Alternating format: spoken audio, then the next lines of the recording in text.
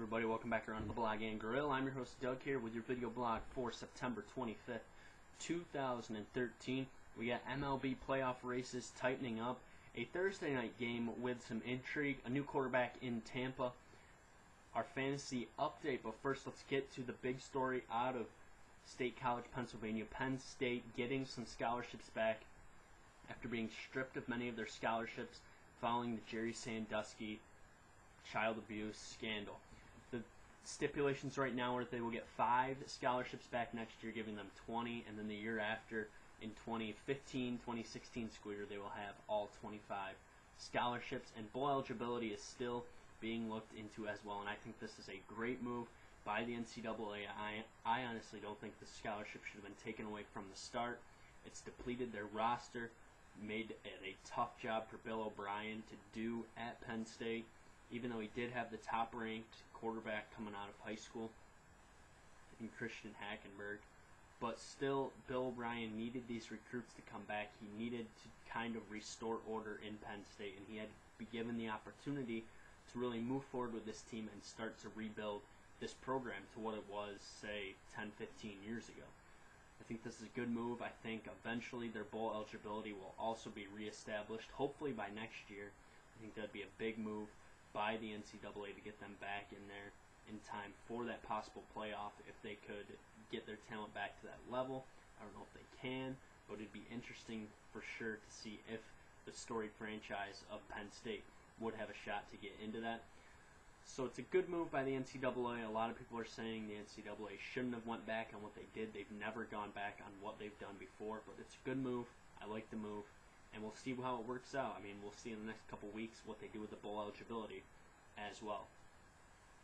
Alright, so now it's time to do a quick wrap-up of NFL Week 3. First, I have my fantasy player of the week, and that is going to be Antonio Brown.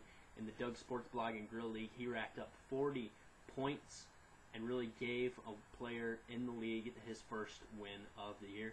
My offensive player of the week in the NFL goes to DeMarco Murray. 26 attempts, 175 yards, and 1 touchdown in Dallas's 31-7 win over the St. Louis Rams. And my defensive player of the week goes back to last Thursday, Justin Houston from the Kansas City Chiefs. Sacked Michael Vick 4.5 times and also forced a fumble. So a big week for him as he picks up defensive player of the week honors. Alright, so now let's have a quick look at our fantasy standings in the Doug Sports Blog and Grill.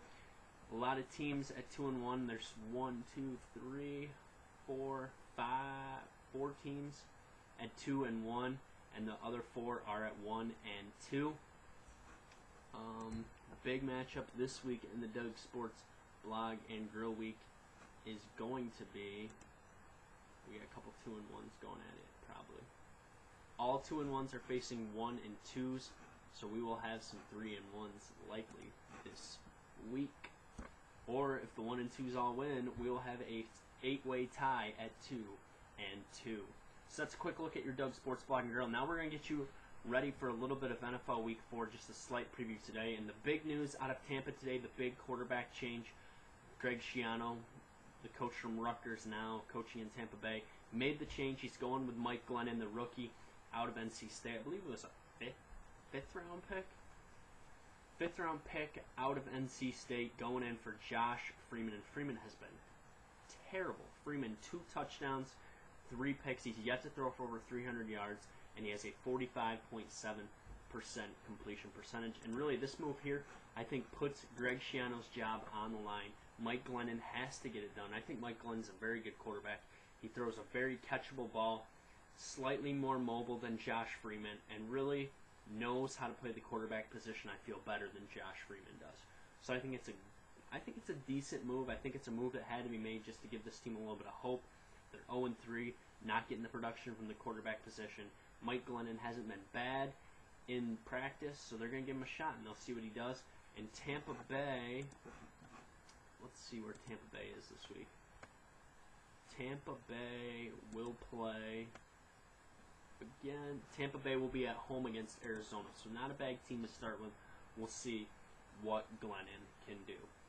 Alright, so now we got our Thursday night game. I picked 3 consecutive games in a row dating back to last Monday night's game. So I'm 3-0 for my primetime weeknight picks, and I'm going to keep it going right now. 49ers and Rams in the keys. I'll go through the keys for the 49ers, keys for the Rams, and my prediction. So the keys for the 49ers, we'll start with those. The key is they have to get Frank Gore going early. Frank Gore has only ran the ball a total of, I believe, 41 times. Let's see what his attempts are. I think his attempt, yeah. He's run the ball a total of 41 times in their opening 3 games. He's yet to go over 100 yards rushing.